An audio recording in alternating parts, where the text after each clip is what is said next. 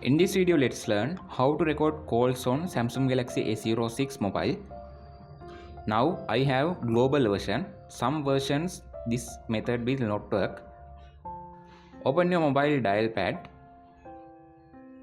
After, click on this three dots icon and go to settings. In here you can click on this record calls option. In here you can enable this auto record calls option.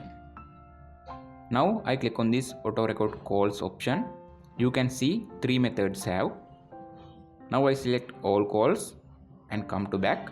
Now when I receive a new call, the all calls are automatically recorded. You can see your recorded calls by click on this recorded calls option. Now this mobile haven't any recorded calls. In this method you can record your all mobile calls without using third-party applications.